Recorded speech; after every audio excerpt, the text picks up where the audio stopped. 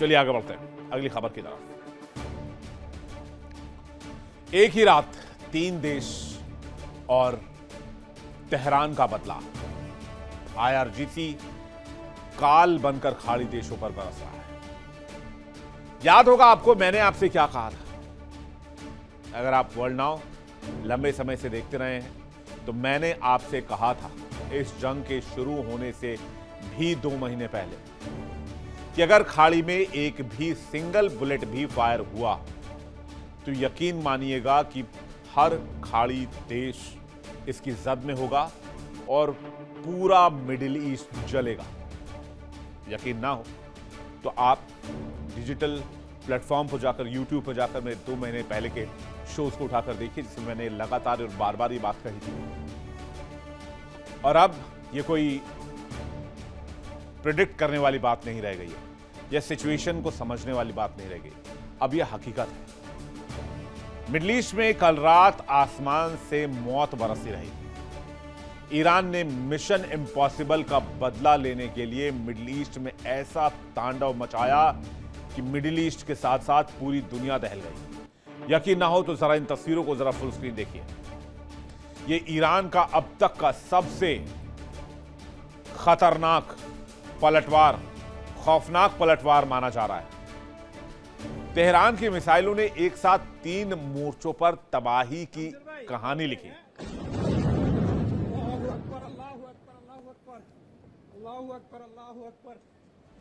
अल्लाहू अकबर। ये शमशेर भाई और भी है। अल्लाहू अकबर, अल्लाहू अकबर, अल्लाहू अकबर, अल्लाहू अकबर, अल्लाहू अकबर, अल्लाहू अकबर।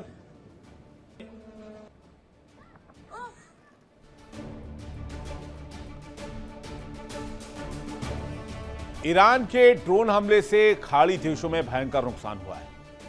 यूएई के आबू धाबी स्थित पेट्रोकेमिकल प्लांट में भीषण आग लगी, जबकि कुवैत और बहरीन के तेल और ऊर्जा संयंत्र पर भी हमले हुए हैं। इन हमलों से मिडिल ईस्ट में भारी तनाव हो गया है। चलिए अब आपको बताते हैं ईरान ने बीती रात कितनी तबाही मचाई है, खाड़ी के बीचों बीच कैसे तांडव किया है। आबू धाबी के पेट्रोकेमिकल प्लांट्स पर हमले हुए हैं। प्लांट के कई हिस्सों में भीषण आग लग गई और पेट्रोकेमिकल प्लांट में तुरंत काम रोकना पड़ा। बहरीन का भी मामला जान लीजिए। गल्फ पेट्रोकेमिकल इंडस्ट्रीज पर हमला हुआ, कई ऑपरेशनल यूनिट्स पर ड्रोन से अटैक किया गया। ईरानी ड्रोन हमले से कई यूनिट्स में आग लग गई, जिसे काम रोकना पड़ा और काफी नुकसान की आशंका जताई जा रही है। अब कुवैत चल लीजिए। ईरान ने कुवैत में रात भर ड्रोन हमले किए, खास करके तेल के कुओं पर, बिजली पानी प्लांट पर और ऑयल रिफाइनरी प्लांट पर। 2 बिजली पानी के डिसैलिनेशन प्लांट को नुकसान भी पहुंचा दिया। यानी मिडिल ईस्ट की लड़ाई अब ऊर्जा इंफ्रास्ट्रक्चर तक पहुंच गई है। लेकिन बार बार ईरान ये बात कहता है कि हमने कभी पहले उनके किसी भी इंफ्रास्ट्रक्चर को निशाना नहीं बनाया। उन्होंने हमारे न्यूक्लियर साइट पर हमला किया तो हमने न्यूक्लियर साइट पर हमला किया। उन्होंने हमारे डिसैलिनेशन प्लांट पर हमला किया तो हमने डिसैलिनेशन प्लांट पर हमला किया। उन्होंने हमारे गैस प्लांट पर हमला किया तो हमने उनके गैस प्लांट पर हमला किया। तो इस तरह से ईरान कह रहा है कि हमले का रास्ता बार बार वो दिखा रहा है। अब हाल तो यह है कि एक तो होर्मुज बंद है और दूसरी तरफ मिडिल ईस्ट में लगातार होते धमाके की वजह से प्लांट्स चल नहीं रहे, जिससे वैश्विक तेल और गैस सप्लाई पर बहुत बुरा खतरा आ गया है।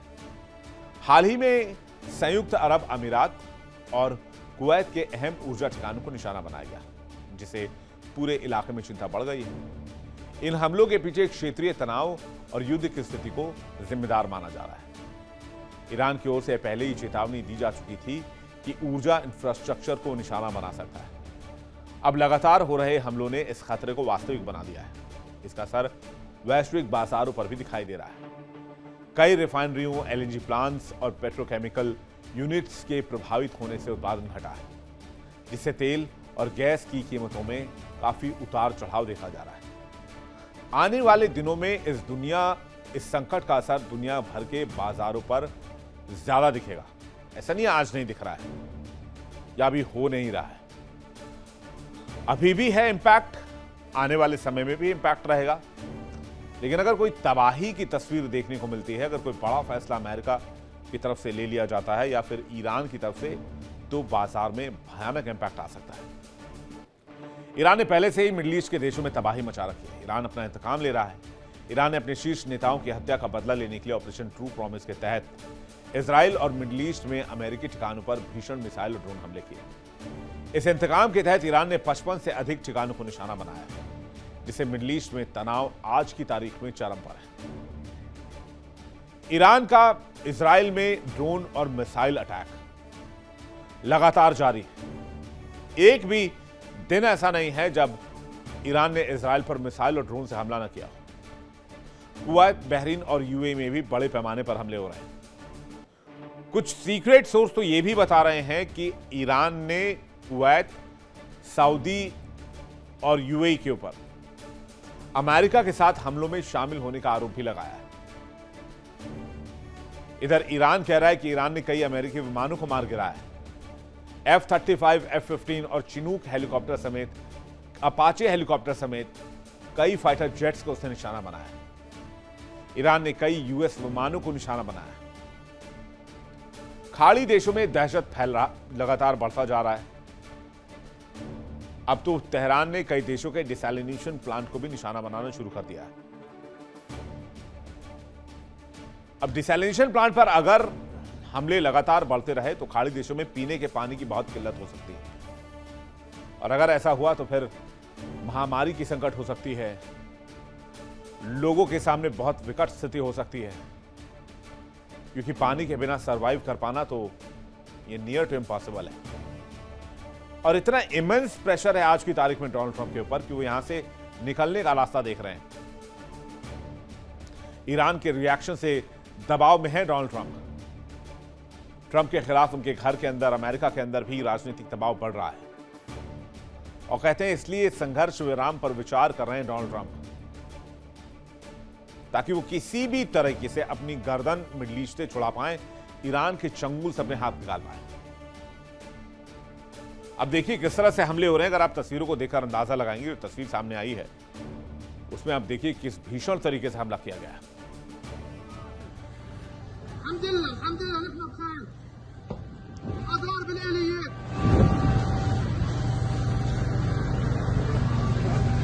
الله اكبر زمطنا طلعنا بالاسعاف من هون رحنا على الغاره ضربوا محل الاسعافات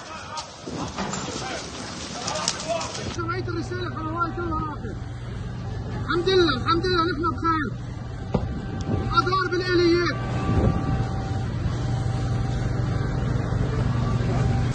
الله اكبر زمطنا طلعنا بالاسعاف من هون رحنا على الغاره ضربوا मिडिल ईस्ट में इन हमलों के बाद अमेरिका की स्थिति ऐसी हो गई है कि वो किसी तरह से अपनी साख बचा ले, क्योंकि मिडिल ईस्ट की सुरक्षा की जिम्मेदारी किसकी थी? मिडिल ईस्ट के देशों ने ताउम्र तेल के पैसे पेट्रो डॉलर के तौर पर अमेरिका पहुंचाए। बदले में अमेरिका ने मिडिल ईस्ट में बेतहाशा इन्वेस्टमेंट किया, अपने बेसेस बनाए और बार बार यह कहता रहा कि मिडिल ईस्ट के देशों को वो कुछ नहीं होने देगा। लेकिन अमेरिका के जो देश सहयोगी थे वो इस जंग में बुरी तरीके से फंस गए और उनकी सुरक्षा में अमेरिका साथ नहीं निभा पाया। सालों से तेहरान एक सीधे साधे सिद्धांत पर काम करता रहा है कि एक ज्यादा ताकतवर फौजी की ताकत के सामने टिके रहना ही कामयाबी है। इजराइल और अमेरिका के साथ अपनी लंबी लड़ाई में ईरान ने हमेशा यही माना कि किसी एक के साथ लड़ाई हुई तो दूसरा भी उसमें खिंचकर आएगा। ईरान के लिए अभी भी टिके रहना कोई दूसरा विकल्प नहीं, बल्कि यही उसका असली मकसद है। लड़ाई शुरू हुए 1 महीने से ज्यादा हो चुके हैं, लेकिन ईरान का कमांडर ढांचा अभी भी खड़ा है। IRGC काउंसिल अब देश के सारे बड़े फैसले कर रही है। सरकारी तंत्र मजबूत है, उसकी विरोध वाली ताकत भले ही कमजोर हो गई हो, लेकिन कमर नहीं टूटी है। लड़ाई में टिके रहना ही अब आज की तारीख में मकसद है और इसी से ईरान जानता है कि हम विजयी हो सकते हैं। होर्मुज स्ट्रेट पर ईरान का दबदबा अभी भी कायम है। यूएस के सामने ईरान ने अभी तक घुटने नहीं टेके। हमलों के बावजूद ईरान के पास अभी भी जबरदस्त फायर पावर है। यूएस के लिए यही क्षमता एक मुश्किल खड़ी कर रही है। चलिए बताते हैं ईरान ने कैसे ईरान ने कैसे अमेरिकी जेट्स को मार गिराया और लगातार फाइनेंशियल नुकसान बढ़ा रहा है अमेरिका का। ईरान ने अपने एयरस्पेस में IRST सिस्टम एक्टिवेट किए हैं। IRST का मतलब है infrared search and track system. IRST system अमेरिकी विमानों को ट्रैक करता है। फिर ये इंफ्रारेड जो है वो अमेरिकी विमानों के टेम्परेचर को सेंस करता है और उस पर अटैक कर देता है। अमेरिकी विमान वैसे तो स्टेल्थ माने जाते हैं, जो रेडार की पकड़ में नहीं आते हैं, लेकिन इंफ्रारेड हीट सिग्नेचर को कैप्चर कर लेता है। अमेरिकी स्टेल्थ विमानों का इंजन बहुत ज्यादा गर्म होता है। विमान के पिछले और निचले हिस्से में हीट बढ़ जाती है और इसी हीट को ईरान का इंफ्रारेड सर्च सिस्टम ट्रेस कर लेता है। आज की तारीख में अगर अभी भी अमेरिका पीछे हट जाता है तो इस बात का खतरा है कि ईरान का सबसे अहम सबक यही साबित हो जाएगा कि टिके रहना ही मुख्य एजेंडा है।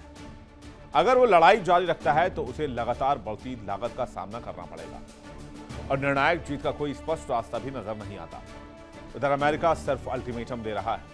इस जंग में अब तक कोई नया ईरान उभर कर सामने नहीं आया।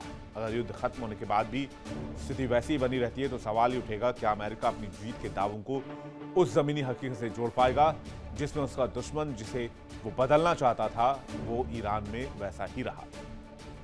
देखिए इंडिया डेली 24/7 अब आपके स्मार्ट टीवी पर। इंडिया डेली मौजूद है सभी डिजिटल प्लेटफॉर्म पर लाइव और लगातार। इंडिया डेली 24/7 हर दिन राष्ट्र को समर्पित।